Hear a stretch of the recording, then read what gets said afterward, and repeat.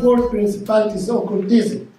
You see, in verse 10, speaking when I said verse 10, before verse 9, I was doing with 1 Corinthians 10. When we read that the people of God complain, in other words, when they spoke behind the leader's back, the Spirit inspired and instigates working in darkness, in hidden thought, and therefore it is difficult to recognize it until it strikes its victims. In the law of God, those who practice occult acts are severely condemned. Deuteronomy 18:10, there shall not be found among you anyone who makes his sons or his daughter pass through the fire, or one who practices witchcraft, or a soothsayer, or one who interprets omens, or a sorcerer, or one who conjures spells, or a medium, or a spiritualist, or one who calls up the dead. If we have to apply this law in Italy, probably the population from 57 million will go up to a few hundreds. Occultism, there is a lot here in Italy, all these kind of things. And exactly like they put it there, spells and, all these kind of things. They do a lot of, witchcraft.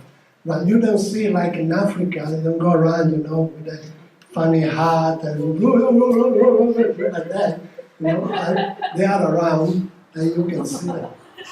It's just, I've been to Africa for that, I know. I've been to Congo, I've been to Nigeria, and I know what they're doing there. And it's really serious, what they're doing. And witchcraft is very serious stuff. We have to know what we fight. But here there is a lot of witchcraft, but it's like you don't see it, like you see them, but it's happening.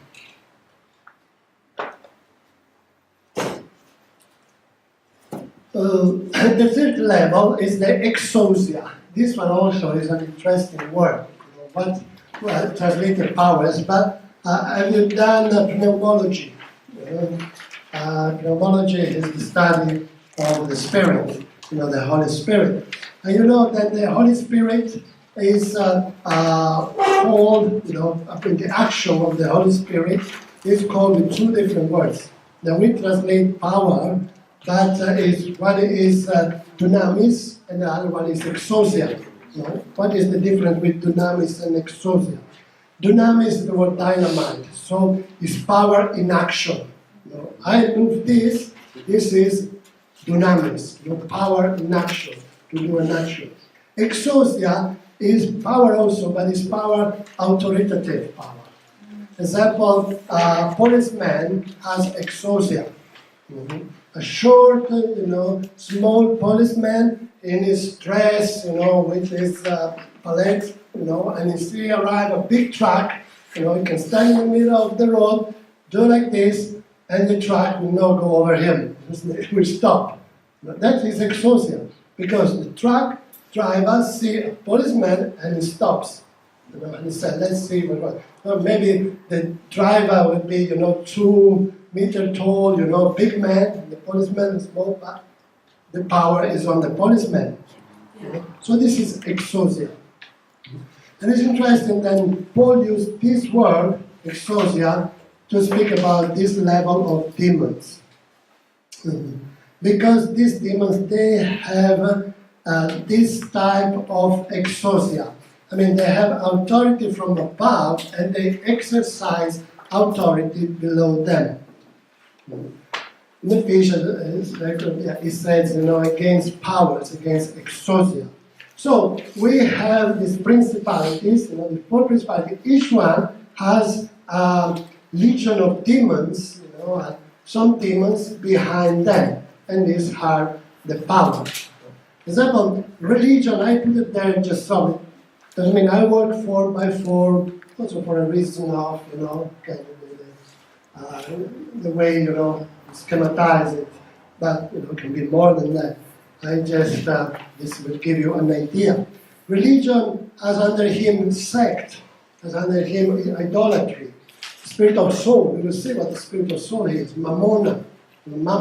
Remember Jesus said you cannot serve two gods, Mammon or God. Occultism as corruption, magic, masonry, Jezebel spirit. Lust as depravation, sexual perversion, prostitution, Balaam. Pride as dictators, spiritual fathers, greed, and Absalom. These spirits, they work. Why they have names? Because like I said before, spirits are personality. As you like to have a name, and you know that in the Bible, names represent always the person. Like Jacob. Jacob, means the twister. And he was a twister. He twisted his first born right, from his brother Esau. And then God has to change his name in Israel. Why he has to change his name? I have to change your personality. I have to change who you are, for letting give him another name. And Jesus also was giving other names to Simon. He said, "You are Peter." Even Paul was Saul of Tarsus and became Paul. His change of name because their personality was changed. Something was changed inside of him.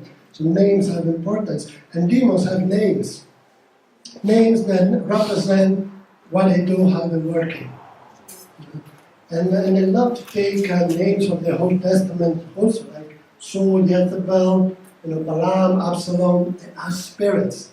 And the good thing is through the study of the Old Testament and to see how these people, for example, how Absalom worked, Absalom the son of David, we can understand how this demon worked.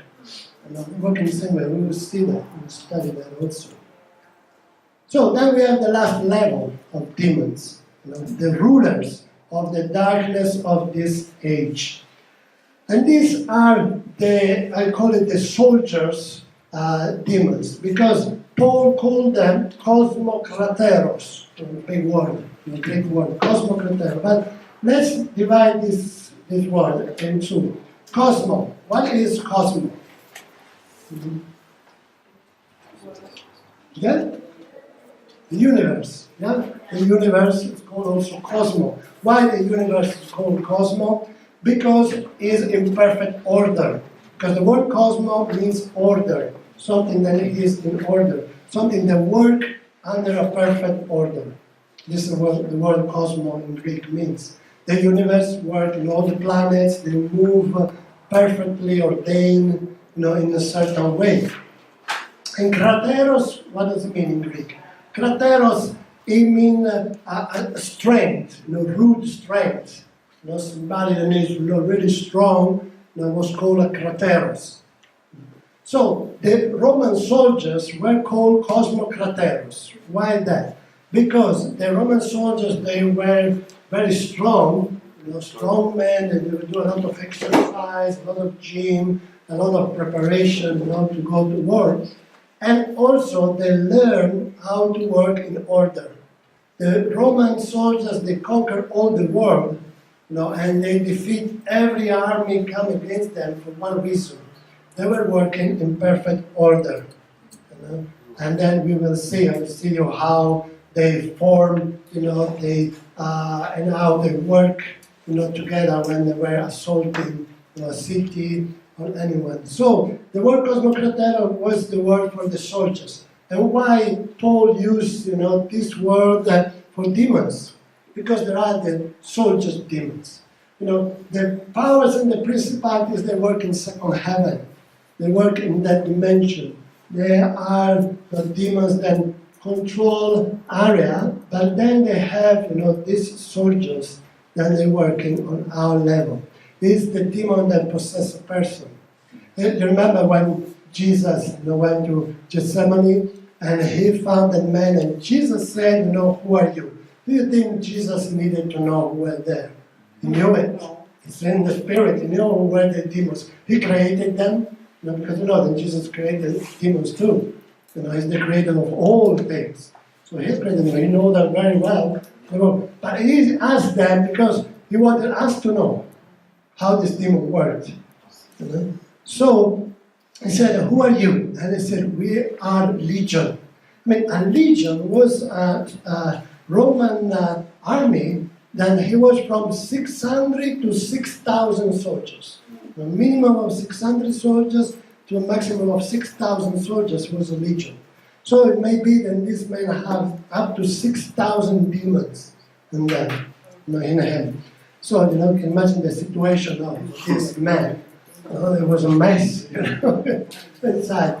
And then, this demon, they wanted to possess this man. And when he cast them out, they asked him, let us go to the pigs. The demons, they need a body. They need a body, and even a pig is fine for them. And so Jesus said, okay, go.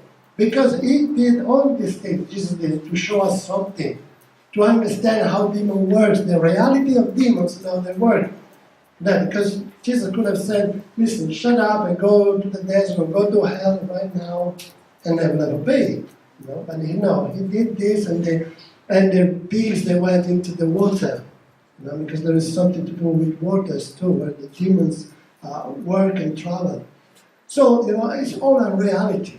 So these cosmocrateros, they are here on this earth to do the work that they are commanded by, the higher level. Here, example, I show how, this is the map of the city of Rome. And I will show you how Rome is controlled by these powers. And now they're working in specific area of the city that I have found out, and I will show you how, in the Colosseum there is a certain kind of spirit. In the Vatican there is another one. And the Termini station is another one. And you can recognize them. You can really see by the symbolism how this works. Anyway, you see, these demons, they work here. And this is the one you cast out. For example, you never cast out a principality of power. You bound them. Yeah. Jesus said, if you want to take a house, for example, a city, you have to bound the strong man. Not to cast out the strong man, to bound it. So principality of power, we bound. What you bound on earth, we bound in heaven. You see the language. So you bound on this thing, but you cast out the cosmocrateros from a person. You don't cast out principalities. Principalities don't possess people.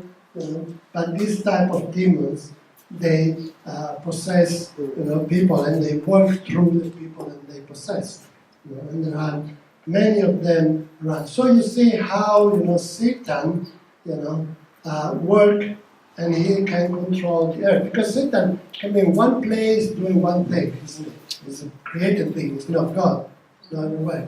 So, because it's in one place, doing one thing, Satan said, Jesus said, to one church, one of the 7 churches in Revelation, because you have the throne of Satan in your midst. So at that time, Satan has his throne and that other. So it's in one place and it worked out. You have a question? The question, girl? I didn't mean to be, I didn't think I was. But, it's interesting. The Bible says that when you cast the devil out into the, a demon out into the desert, it comes back with 7 more. And I know that there's, like you said, he didn't cast them into the desert or into hell. Maybe because he will come back for more. But like you said, there's a difference between binding and casting out. This specific, in the Bible there is one rule. If something happened one time, it doesn't mean it's to be repeated. If something you find it 2 or more times in the Bible, then you can repeat it. But if you find it one time, you don't do it again. It's not meant to be done again. One time happened, and Jesus sent, the demons in the pig. The other times, it just sent them away. So it's we don't have to cast, to find a pig to cast out a demon from a person because there's no pig where it goes. I'm getting my dog. And the dog.